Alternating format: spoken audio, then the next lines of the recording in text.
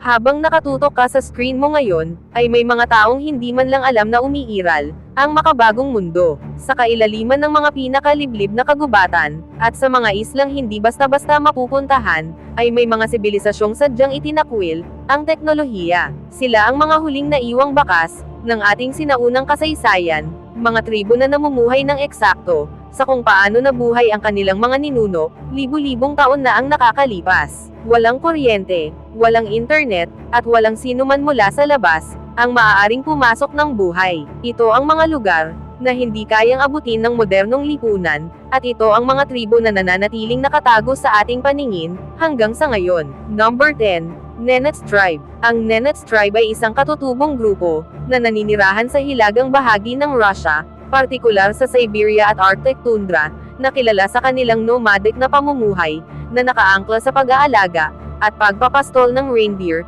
kung saan ito ang pangunahing pinagkukunan nila ng pagkain, damit, at transportasyon. Tinatayang may humigit kumulang 45,000 katao ang Nenets, at nahahati sila sa dalawang pangunahing grupo, ang Tundra Nenets at Forest Nenets, na may bahagyang pagkakaiba sa wika at paraan ng pamumuhay, habang ang kanilang wika ay kabilang sa Uralic language family. Nakatira sila sa mga tradisyonal na tolda, na tinatawag na chum, na madaling buuin at ilipat, habang sinusundan nila ang paglipat ng kanilang mga alagang reindeer sa matinding klima na umaabot sa -50°C, at kilala rin sila sa kanilang matibay na kakayahang mabuhay sa isa sa pinakamalamig na lugar sa buong mundo. Sa kabila ng modernisasyon, marami sa kanila ang patuloy na sumusunod sa tradisyonal na paniniwala, katulad ng animism at shamanism, bagamat may ilan ding naimpluwensyahan ng Russian Orthodoxy, habang ang kanilang kultura, kabuhayan at lupain ay nahaharap sa mga hamon dulot ng climate change at industrialisasyon, na unti-unting nagbabago sa sinaunang paraan ng kanilang pamumuhay. Number 9. Mibuti Tribe. Ang Mibuti Tribe ay isang katutubong grupo na naninirahan sa Ituri Forest sa Congo Basin, at kilala bilang isa sa mga pygmy group dahil sa kanilang karaniwang mas mababang tangkad, na bagamat mas mahalaga sa kanila ang kanilang malalim na koneksyon sa kagubatan kaysa sa pisikal na katangian. Sila ay mga hunter-gatherer na umaasa sa pangangaso, pangingisda at pangangalap ng prutas, ugat at pulot, at ang kagubatan ay itinuturing nilang parang magulang na nagbibigay sa lahat ng kanilang pangangailangan. Karaniwang nakatira sila sa mga pansamantalang kubo na gawa sa dahon at sanga, na tinatawag na mongulo, at may egalitarian o pantay-pantay na istruktura ng lipunan, kung saan walang permanenteng pinuno, at mahalaga ang kooperasyon at pagbabahagi. Ang kanilang kultura ay mayaman sa musika at polyphonic singing, kabilang ang sikat na Molimo ritual na isinasagawa upang maibalik ang balanse at kaayusan sa komunidad, at ang kanilang paniniwala ay nakasentro sa espiritu ng kagubatan. Bagamat may ugnayan sila sa mga kalapit na agrikultural na grupo para sa kalakalan, pero nananatili silang hiwalay sa maraming aspeto ng modernong lipunan, ngunit kasalukuyan silang nahaharap sa matitinding hamon, katulad ng deforestation, pagmimina, armadong kaguluhan at diskriminasyon, na nagbabanta sa kanilang tradisyonal na pamumuhay at karapatan sa lupain. Bago tayo magpatuloy ay i-like mo na ang ating video, dahil malaking tulong po ito sa aming mga content creators. Mag-subscribe, pindutin mo na rin syempre yung notification bell, at piliin mo yung all, para palagi ka updated sa ating mga latest videos. Number 8. Himba Tribe. Ang Himba Tribe ay isang semi-nomadic na katutubong grupo na naninirahan sa hilagang bahagi ng Namibia, partikular sa rehiyong Punan, at kilala sa kanilang natatanging kultura at tradisyonal na pamumuhay, na umiikot sa pag-aalaga ng baka at kambing, na siyang sukatan ng yaman at katayuan sa kanilang lipunan. Isa sa pinakakilalang katangian ng mga Himba, lalo na sa kababaihan, ay ang paggamit ng ochays, isang halo ng pulang ochre, mantikilya at herbal na sangkap, na ipinapahid sa balat at buhok, bilang proteksyon laban sa matinding init at insekto, pati na rin bilang simbolo ng kagandahan at pagkakakilanlan. Nakatira sila sa mga simpleng bahay na gawa sa putik at kahoy, at may malalim silang paniniwala sa ancestral spirits at sa banal na apoy na tinatawag na okuruho, na nagsisilbing tulay sa pagitan ng mga buhay at ninuno. Ang kanilang lipunan ay may malinaw na istruktura ng pamilya at tradisyon, kabilang ang polygamy at mahigpit na ritual, sa paglipat mula pagkabata patungong adulthood, habang ang kanilang wika ay Otji Herero. Sa kabila ng pagpasok ng modernisasyon, maraming Himba ang nananatiling tapat sa kanilang tradisyon, ngunit nahaharap din sila sa mga hamon, katulad ng tagtuyot, kakulangan sa tubig, at epekto ng development projects, na maaaring makaapekto sa kanilang lupain at tradisyonal na paraan ng pamumuhay. Number 7. Huli-Wigmen Tribe. Ang Huli-Wigmen ay isang kilalang katutubong grupo, na naninirahan sa Hilo Province sa Papua New Guinea, partikular sa kabundukan, at bantog sa kanilang makukulay at detalyadong headdress, na gawa mula sa sarili nilang buhok, na pinalalaki at hinuhubog, sa loob ng espesyal na pagsasanay ng mga kabataang lalaki, bago ito gamitin sa seremonya, at mga sayaw. Ang kanilang lipunan ay nakabatay sa agrikultura, at pag-aalaga ng baboy, na mahalagang simbolo ng yaman at katayuan, habang ang mga lalaki ay madalas na nagsusuot ng dilaw, pula at puting pintura sa mukha, gamit ang natural na pigment, bilang bahagi ng kanilang ritual, at pagkakakilanlan. May malalim silang paniniwala sa mga espiritu, mahika at tradisyonal na kaalaman, kabilang ang paniniwala sa kapangyarihan ng mga ninuno, at mga ritual na may kaugnayan sa proteksyon at digmaan, at kilala rin ang kanilang kasaysayan, ng tribal conflicts sa rehiyon. Bagamat marami sa kanila, ang patuloy na sumusunod sa tradisyonal na pamumuhay, ngunit unti-unti rin silang naaapektuhan ng modernisasyon, edukasyon, at impluensya ng labas na mundo, ngunit nananatiling buhay ang kanilang makulay na kultura, lalo na sa mga festival, katulad ng Sing-Sing, kung saan ipinapakita nila ang kanilang tradisyonal na kasuotan, at mga sining. Number 6. Maasai Tribe. Ang Maasai Tribe ay isang kilalang semi-nomadic na katutubong grupo, na naninirahan sa Kenya at Hilagang Tanzania, lalo na sa mga savanna malapit sa Great Rift Valley, at kilala sa kanilang matibay na tradisyon sa pag-aalaga ng baka, na itinuturing nilang pangunahing sukatan ng yaman, pagkain, at katayuan sa lipunan. Ang kanilang kultura ay may malinaw na istrukturang panlipunan batay sa age sets, kung saan ang mga kabataang lalaki ay dumaraan sa mga ritual ng pagsasanay at paglipat patungo sa adulthood, habang ang kababaihan naman ay may mahalagang papel sa tahanan at komunidad.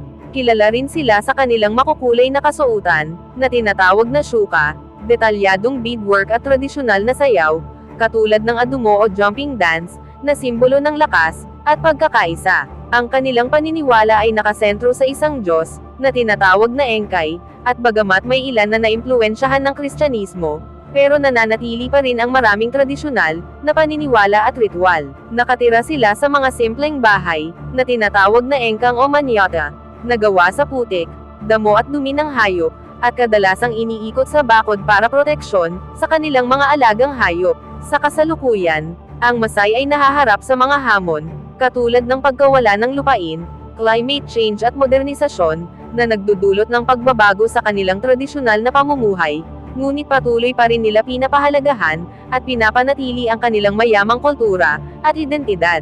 Number 5. Sentinelese Tribe. Ang Sentinelese Tribe ay isa sa mga pinaka-isolated na katutubong grupo sa mundo, na naninirahan sa North Sentinel Island sa Andaman Islands ng India, at kilala sa kanilang mahigpit na pagtanggi sa anumang pakikipag-ugnayan sa labas, kaya't kakaunti lamang ang direktang impormasyon patungkol sa kanila. Tinatayang ilang dosena hanggang ilang daang tao lamang ang kanilang populasyon, at sila ay nabubuhay bilang hunter-gatherer, umaasa sa pangangaso, pangingisda at pangangalap ng pagkain mula sa kagubatan at dagat, gamit ang mga simpleng kagamitan, katulad ng pana at sibat. Dahil sa kanilang isolation, hindi rin tiyak ang kanilang wika at kultura, ngunit pinaniniwala ang may sariling sistema ng komunikasyon at tradisyon, ang natatangi sa kanilang komunidad. Kilala ang Sentinelese sa pagdepensa sa kanilang teritoryo, kung saan madalas na itinataboy ang mga banyaga, gamit ang pana at panapanahong agresibong reaksyon, na dahilan kung bakit ang pamahalaan ng India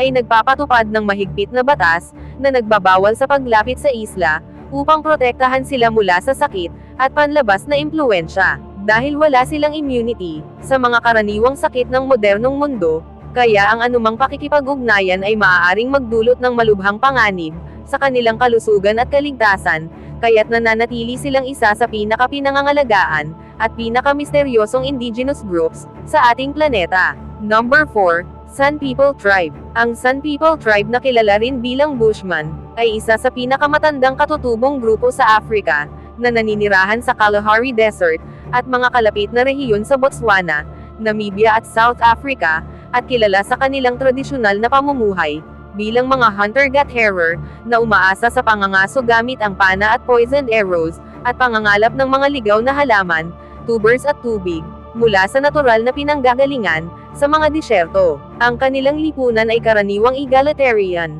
kung saan ang mga desisyon ay pinagkakasunduan, at mahalaga ang pagbabahagi ng pagkain at yaman sa loob ng grupo, na tumutulong upang mabuhay sa isang kapaligirang mahirap, ang resources. Ang San ay mayaman sa kultura, lalo na sa kanilang click languages, masining na rock art, na makikita sa mga kuwebo at bato, at tradisyonal na kaalaman sa kalikasan, kabilang ang paggamit ng mga halaman bilang gamot, at paghahanap ng tubig. Ang kanilang paniniwala ay nakatuon sa mga espiritu, panggagamot ng shamans at mga ritual, katulad ng trance dance, na ginagamit para sa hilang, at espiritual na koneksyon. Sa kasalukuyan, maraming San ang nahaharap sa mga hamon, katulad ng pagkawala ng lupain, pagbabago ng klima, limitasyon sa kanilang tradisyonal na pamumuhay, at integrasyon sa modernong lipunan, ngunit patuloy nilang pinapahalagahan, at isinusulong ang kanilang identidad, karapatan at sinaunang kaalaman, bilang isa sa mga pinakaunang kultura, ng sangkatauhan.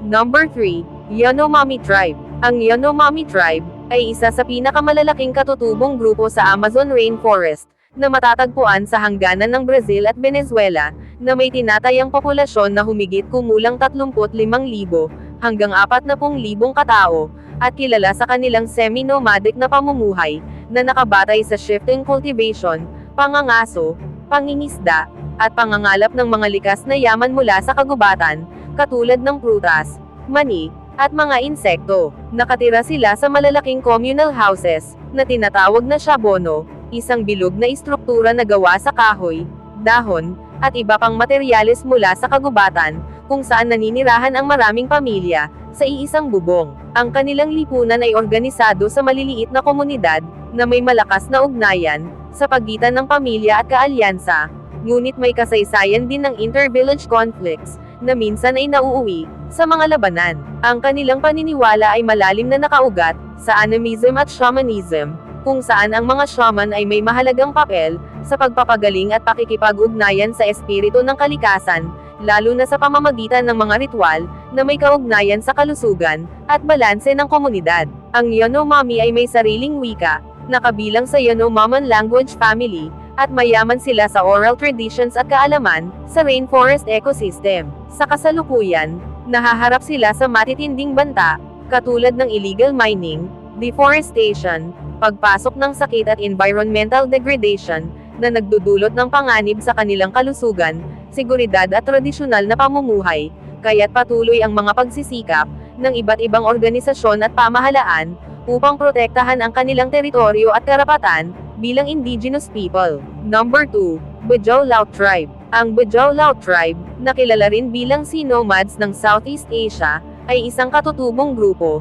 na matatagpuan sa mga karagatan ng Pilipinas, Malaysia at Indonesia, at kilala sa kanilang natatanging pamumuhay, na halos buong buhay ay nakatuon sa dagat, kung saan marami sa kanila ang tradisyonal na naninirahan, sa mga bangkang tinatawag na lepa-lepa, o sa mga stilt house, sa ibabaw ng tubig. Ang kanilang kabuhayan ay nakabatay sa pangingisda, free diving at pangangalap ng yamang dagat, at kilala sila sa kanilang kahangahangang kakayahan, na sumisid ng matagal at malalim, nang walang scuba gear, na sinasabing may kaugnayan sa pisikal na adaptasyon, katulad ng mas malaking spleen. Ang kanilang kultura ay mayaman sa oral traditions, musika at paniniwala, na konektado sa dagat, bagamat karamihan sa kanila ay Muslim, dahil sa impluwensya ng rehiyon. Ang kanilang wika ay bahagi ng Austronesian language family, at may iba't ibang dialect, depende sa lugar. Sa kabila ng kanilang malayang pamumuhay, marami sa Bajau Laut ang nahaharap sa mga hamon, katulad ng kawalan ng legal na pagkakakilanlan,